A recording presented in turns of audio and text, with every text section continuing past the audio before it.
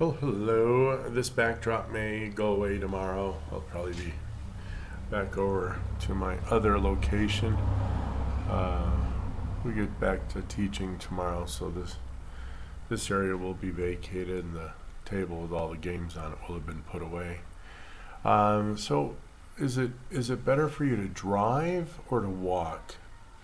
And I'm thinking trips, under 2 miles round trip. So, if you're less than a mile away, there are some folks who just habitually get in their car and they will literally drive half a mile, 3/4 of a mile to get something. And here's kind of what happens if you walk. Though you're not going to burn a lot of calories, and when you learn how the body works, you're going to find out it has nothing to do with calories. But it will help you consume some fat regardless, because you will maintain a base metabolism a little higher than if you just sat around all day, including in a car. Also, you're moving, you get movement, so your heart increases, you get more blood flow to places, including your brain, which really needs it. And so that's just a plus, plus, plus, plus. And a nice leisurely walk, as long as it's aerobic, which means you're not out of breath. You will, if you're fasting, of course, you're going to boost your growth hormone. And because it's such a relaxing thing for your body to do, we're built to walk. We find that cortisol stays very low, even if you want to do some HIIT. So while you're walking, if you wanted to sprint maybe 15 seconds, 20 seconds, and then kind of chill out, as long as you're just not out of breath, cortisol won't even be triggered, or if it is, very slightly. And cortisol is a stress hormone, so it means you're fight or flight. And of course, breathe in, breathe out, and you should be able to do this through your nose. Now, if your nose is stuffed, that means you're probably dealing with allergies, or you're trying to manage inflammation. Like I said, sometimes I may have a sinus, maybe some congestion, but I can always breathe through my nose, though sometimes more plugged than others, but still. Now here's the double whammy in a car. Number one, you're not exercising at all. And the worst thing about a car is it's always stressful. All right, I know there's always some idiot on the road. You're dealing with people with whom you can't communicate. You're, coming to intersections. Your heart rate increases. Your cortisol is going to get triggered. And when cortisol is triggered, blood sugar is going to go up.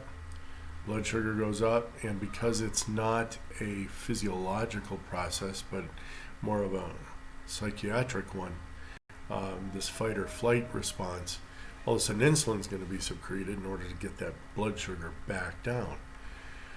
Because your body's registering a threat, but there is no threat. Okay, so now you're all hyped up on adrenaline, and you've got nowhere to use it, nowhere to burn it.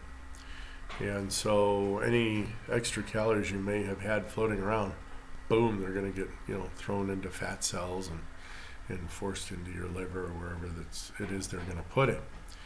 So within certain limits, driving is absolutely a ridiculous thing to do.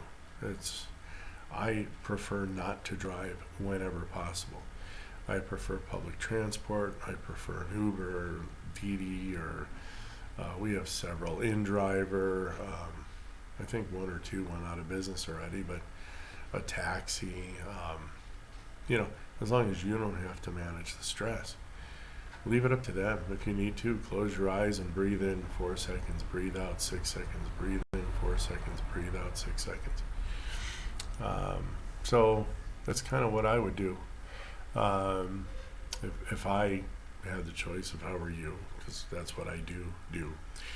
And just again, because this is kind of my vlog, I ate my one meal today, about 2 to 3 in the afternoon.